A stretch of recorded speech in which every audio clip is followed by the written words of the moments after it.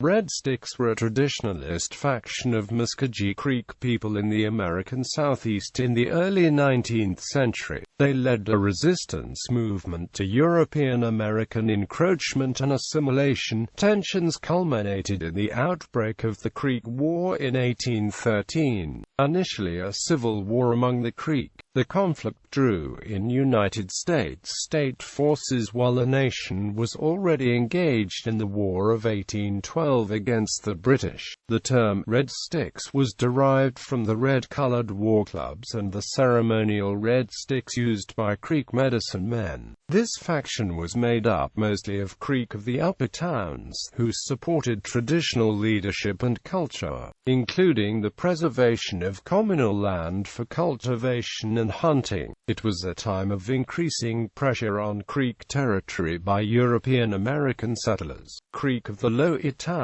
who were closer to the settlers and had more mixed-race families, had already been forced to make numerous land cessions to the Americans. Background: the Red Sticks came primarily from the upper towns of the Creek Confederacy and opposed assimilation to the United States culture. The Creek of the lower towns, who comprised the majority of population, had adopted more American ways. In addition, they had more intermarriage among the women with European American traders and settlers, and economic relations with the United States settlers. At the same time, the mixed-race children, such as the chiefs William Weatherford and William McIntosh, were generally raised among the Creek, who commanded the first loyalty.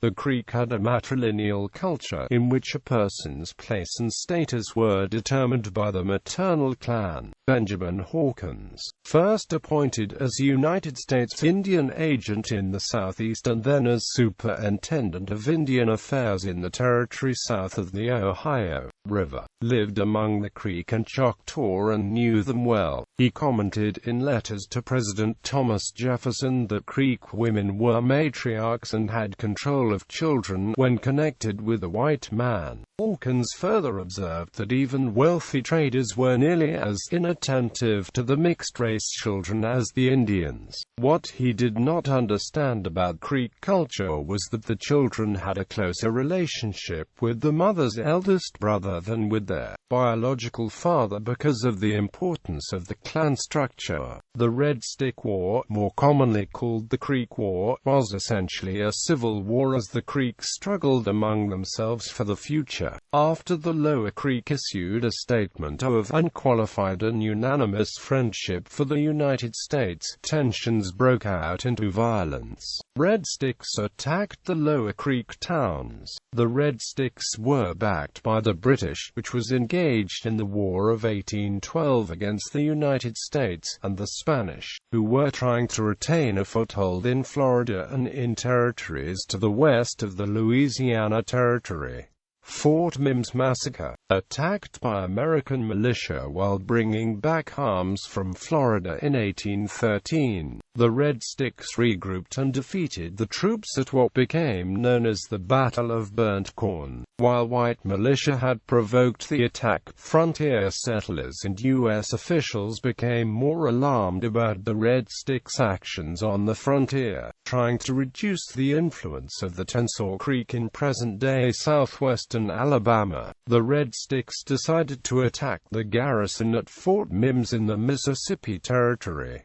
It was controlled by the Tensor Creek. The historian Carl Davis interprets the attack as a punitive expedition specifically directed against the Tensor, a group of Lower Creek who were separated from core Creek values. Also at the fort were intermarried whites and other settlers and the slaves from the frontier, who had become alarmed after the battle at Burnt Corn. Davis does not believe the Fort Mims attack was representative of the overall conflict between the upper and lower towns.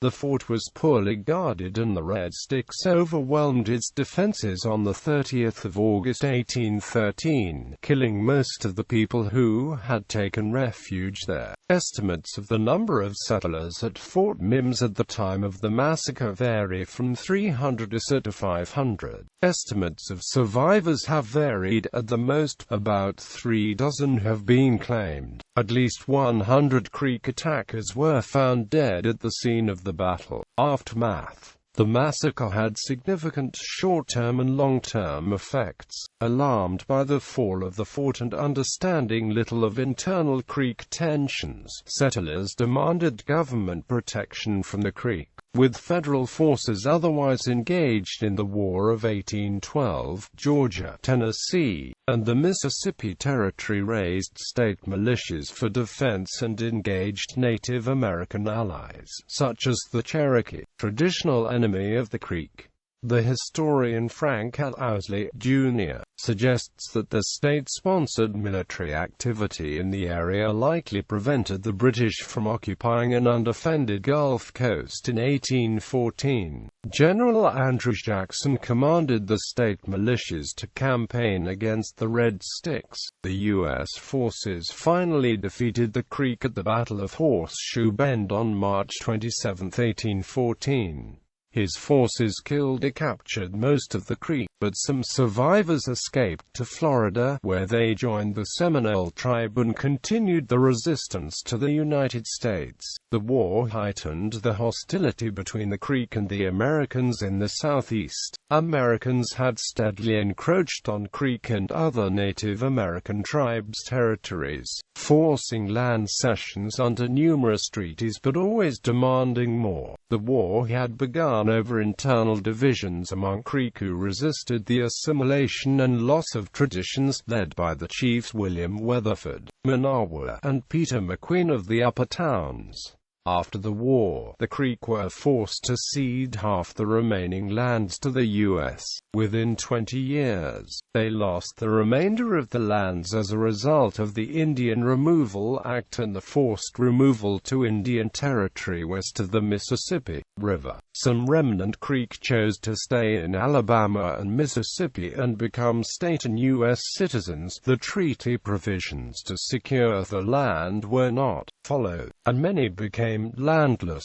Some Creek migrated to Florida, where they joined the Seminole. Memorial, the stockade and fort have been reconstructed at the historic site. The state installed a historic plaque at the Fort Mims site that notes the British had provided weapons to the Red Sticks as part of its campaign against Captain Caleb Johnson's troops in the South during the War of 1812.